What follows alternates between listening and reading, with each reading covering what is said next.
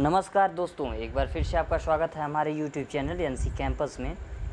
दोस्तों, daily current affairs के segment में आज हम लोग 10 जून के कुछ महत्वपूर्ण प्रश्नों पर चर्चा करेंगे। तो आइए देखते हैं आज के क्या महत्वपूर्ण प्रश्न हैं। पहला प्रश्न है, हाल ही में उत्तर प्रदेश कैडर के किस पूर्व IAS अधिकारी को चुनाव आयुक्त नियुक्त किया गया है? ऑप्शन ए है अनूप चंद पांडे, ऑप्शन बी है राहुल सचदेवा, ऑप्शन सी है कमल त्यागी, ऑप्शन डी है मोहन कुमार पांडे। इसका सही जवाब होगा option A, Anoop Chandra Pandey. Uttar Pradesh cadre के IAS अफसर सेवानिवृत्त अनूप चंद्र पांडे को 8 जून 2021 को चुनाव आयुक्त नियुक्त किया गया है। अनूप चंद्र पांडे का जन्म 15 फरवरी 1959 को पंजाब के चंडीगढ़ में हुआ था। उन्होंने मैकेनिकल इंजीनियरिंग में बैचलर की डिग्री हासिल की है। वे 1984 बैच के IAS अफसर रहे हैं, जो 31 अगस्त 2019 को सेवानिवृत्त हुए। उत्तर प्रदेश के चीफ सेक्रेटरी रह चुके सेवानिवृत्त IAS अनूप चंद्र पांडे 37 वर्षों तक यूपी में अलग अलग पदों पर रहे हैं। बढ़ते हैं अगले प्रश्न की तरफ।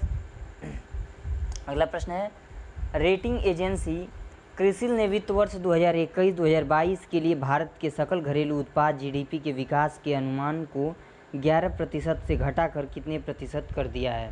ऑप्शन ए है 7.5%, ऑप्शन बी है 6.5%, ऑप्शन सी है 8.5%, ऑप्शन डी है 9.5%। इसका सही जवाब होगा option D, 9.5%। Rating agency CRISIL ने वित्त वर्ष 2021-2022 के लिए भारत के सकल घरेलू उत्पाद GDP के विकास के अनुमान को 11% से घटाकर 9.5% कर दिया है। रेटिंग एजेंसी ने कोरोना वायरस महामारी की दूसरी लहर के कारण निजी खपत और निवेश पर पड़े प्रभाव के चलते GDP ग्रोथ के अनुमान में कटौती की है।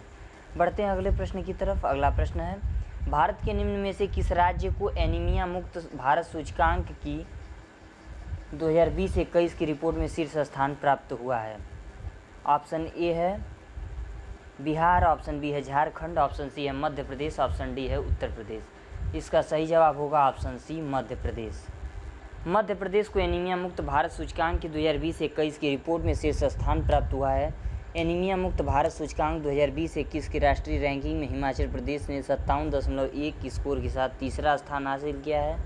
एनीमिया मुक्त भारत सूचकांक की स्कोर कार्ड में हिमाचल वर्ष 2018-19 व 18वें स्थान पर था।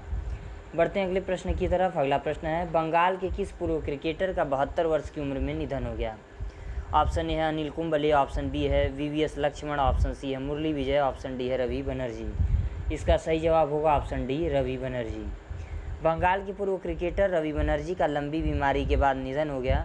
यह जानकारी बंगाल क्रिकेट संघ ने दी। वे 72 वर्ष के थे। बनर्जी 1969-70 से 1974-75 के बीच बंगाल के लिए 10 प्रथम श्रेणी मैच खेले थे। बढ़ते हैं अगले प्रश्न की तरफ। अगला प्रश्न है, निम्न में से किस अंतर्राष्ट्रीय बॉक्सर एवं 1998 एशियाई खेलों के स्वर्ण पदक विजेता का निधन हो गया? ऑप्शन ए है राहुल सचदेवा, ऑप्शन बी है डिंको सिंह, ऑप्शन सी है मोहन अग्रवाल, ऑप्शन डी है प्रमोद सिंह। इसका सही जवाब होगा ऑप्शन बी, डिंको सिंह। दिग्गज मुक्केबाज डिंको सिंह का निधन हो गया। 1998 एशियन गेम्स के gold medallist Dingko Singh liver cancer से जूझ रहे थे। वर्ष 2017 से ही उनका उपचार चल रहा था। मणिपुर के रहने वाले डिंको सिंह ने 1998 में अर्जुन पुरस्कार और 2013 में पद्मश्री से नवाजा गया था। डिंको सिंह ने 1997 में अपना इंटरनेशनल बॉक्सिंग डेब्यू किया था। बढ़ते हैं अगले प्रश्न की तरफ। अगला प्रश्न है, निम्न में से किस देश ने बिटकॉइन को कानूनी मान्यता देने वाला दुनिया का पहला देश बन गया है? ऑप्शन ए है अल सल्वाडोर, ऑप्शन बी है ग्वाटेमाला, ऑप्शन सी है निकारागुआ, ऑप्शन डी है जमैका। इसका सही जवाब होगा ऑप्शन ए, El Salvador. El Salvador crypto currency bitcoin को कानूनी दर्जा देने वाला दुनिया का पहला देश बन गया है। अब तक किसी देश ने इसे अपनी वैध करेंसी नहीं घोषित किया था। अल सल्वाडोर अब आधिकारिक रूप से पहला देश बन गया है जो कि बिटकॉइन को किसी भी सौदे के लिए कानूनी करेंसी के तौर पर मान्यता मिल गई है। बढ़ते हैं अगले प्रश्न की तरफ। अगला प्रश्न है, किस राज्य सरकार ने हाल ही में मुख्यमंत्री किसान मित्र योजना शुरू ऊर्जा योजना के प्रारूप को मंजूरी दे दी है? ऑप्शन ए है पंजाब, ऑप्शन बी है असम, ऑप्शन सी है राजस्थान, ऑप्शन डी है बिहार। इसका सही जवाब होगा ऑप्शन सी, राजस्थान। राजस्थान सरकार ने हाल ही में मुख्यमंत्री किसान मित्र ऊर्जा योजना के प्रारूप को मंजूरी दे दी है। इस योजना के तहत कृषि उपभोक्ताओं को हर महीने 1000 रुपये अनुदान देने का प्रावधान है। इस योजना के तहत राज्य सरकार द्वारा मीटर कृषि उपभोक्ताओं को बिजली के बिल पर प्रतिमाह 1,000 रुपये और अधिकतम 12,000 रुपये प्रतिवर्ष का अनुदान दिया जाएगा। इससे प्रतिवर्ष 1,450 करोड़ रुपये का वित्तीय भार आएगा। बढ़ते हैं अगले प्रश्न की तरफ। अगला प्रश्न है, हाल ही में समाचारों में देखा गया श्रीविल्लीपुथूर मेगा मलाई टाइगर रिजर्व कहाँ स्थित है? ऑप्शन ए है तमिलनाडु, ऑप्शन बी है आंध्र प्रदेश, ऑप्शन सी है केरल, ऑप्शन डी है उड़ीसा। इसका सही जवाब होगा ऑप्शन ए तमिलनाडु। श्रीविल्लीपुथूर मोगा मलाई टाइगर रिजर्व तमिलनाडु में 5वां टाइगर रिजर्व है, जिसे 8 फरवरी को अधिसूचित किया गया था। यह एक प्रमुख भूमिका निभाता है। यह केरल में पेरियार टाइगर रिजर्व, पीटीआर और चरम, दक्षिण में कन्याकुमारी के जंगलों के बीच महत्वपूर्ण वन समीपता को बनाए रखता है। यह पेरियार टाइगर रिजर्व की स्पिल ओवर बाघों के लिए भी एक अत्यंत महत्वपूर्ण बफर है। खबरों में क्यों है, तमिलनाडु में हाल ही में घोषित श्रीविल्लीपुथूर मोगा मलाई टाइगर रिजर्व वैगई के प्राथमिक जलग्रहण मेगा मलाई की रक्षा करेगा, बदले में नदी के जल स्तर को बढ़ाने में मदद करेगा। बढ़ते हैं अगले प्रश्न की तरफ। अगला प्रश्न है, विश्व खाद्य सुरक्षा दिवस 2021 का थीम क्या है? ऑप्शन ए है खाद्य सुरक्षा सभी का व्यवसाय, ऑप्शन बी है सभी की उन्नति पोषण पालन पोषण, ऑप्शन सी है जीरो हंगर वर्ल्ड के लिए हमारे कार्य हमारे भविष्य के स्वस्थ आहार हैं, ऑप्शन डी है स्वस्थ कल के लिए आज का सुरक्षित भोजन। इसका सही जवाब होगा ऑप्शन डी, स्वस्थ कल के लिए आज का सुरक्षित भोजन। प्रत्येक वर्ष 7 जून को विश्व खाद्य दिवस मनाया जाता है। इसका थीम था स्वस्थ कल के लिए आज सुरक्षित भोजन। बढ़ते हैं अगले प्रश्न की तरफ। अगला प्रश्न है, हाल ही में समाचारों में देखा गया चीन में तियानमेन चौक विरोध प्रदर्शन के रूप में क्या जाना जाता है? ऑप्शन ए है 5 जून की घटना, ऑप्शन बी है 6 जून की घटना, ऑप्शन सी है 4 जून की घटना, ऑप्शन डी है 8 जून की घटना। इसका सही जवाब होगा ऑप्शन सी 4 जून की घटना। तियानमेन चौक विरोध प्रदर्शन, जिसे चीन में 4 जून की घटना के रूप में जाना जाता है, 1989 में बीजिंग के तियानमेन चौक स्क्वायर में आयोजित छात्र नेतृत्व वाला प्रदर्शन थे। चीनी सैनिकों ने 4 जून 1989 को बीजिंग के तियानमेन चौक के पास लोकतंत्र समर्थक प्रदर्शनकारियों का दमन किया। चीन में विरोध मुख्य रूप से भाषण और प्रेस की स्वतंत्रता के लिए थे। खबरों में क्यों हाल ही में इस घटना की 32वीं वर्षगांठ मनाई गई? बढ़ते हैं अगले प्रश्न की तरफ। अगला प्रश्न है, हाल ही में समाचारों में देखा गया INS डेगा कहाँ स्थित है? ऑप्शन ए है बेंगलोर, ऑप्शन बी है विशाखापत्तनम, ऑप्शन सी है चेन्नई, ऑप्शन डी है नई दिल्ली। इसका सही जवाब होगा ऑप्शन बी विशाखापत्तनम।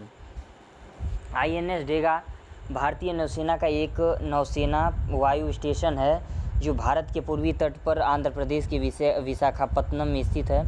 खबरों में क्यों है, हाल ही में INS डेगा में उन्नत हल्के हेलीकॉप्टर ALH शामिल किए गए।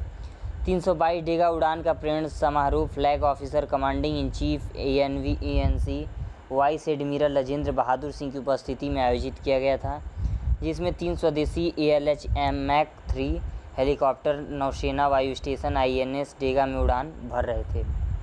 बढ़ते हैं अगले प्रश्न की तरफ। अगला प्रश्न है, हाल ही में पंचायती राज मंत्रालय MOPR ने किसके सहयोग से एक मॉडल पंचायत नागरिक चार्टर तैयार किया है?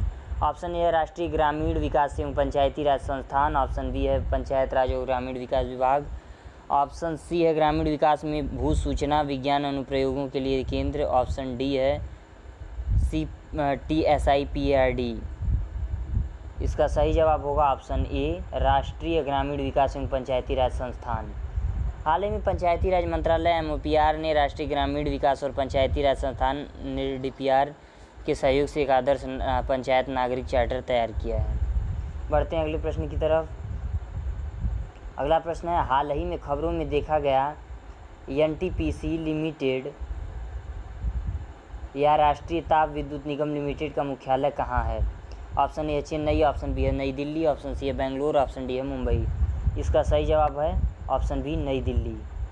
NTPC लिमिटेड या राष्ट्रीय ताप विद्युत निगम लिमिटेड भारत सरकार का एक बिजली बोर्ड है, जो बिजली उत्पादन और संबंधित गतिविधियों के व्यवसाय से संबंधित है, जिसका मुख्यालय नई दिल्ली में है। खबरों में क्यों है, NTPC लिमिटेड संयुक्त राष्ट्र ग्लोबल कॉम्पैक्ट के CEO जल शासनादेश का हस्ताक्षरकर्ता बन गया है। CEO जल शासनादेश यह एक संयुक्त राष्ट्र ग्लोबल कॉम्पैक्ट पहल है जो सतत विकास लक्ष्यों के साथ साथ उनके जल और स्वच्छता एजेंडा को बढ़ाने के लिए कंपनियों की प्रतिबद्धता और प्रयासों को दर्शाती है।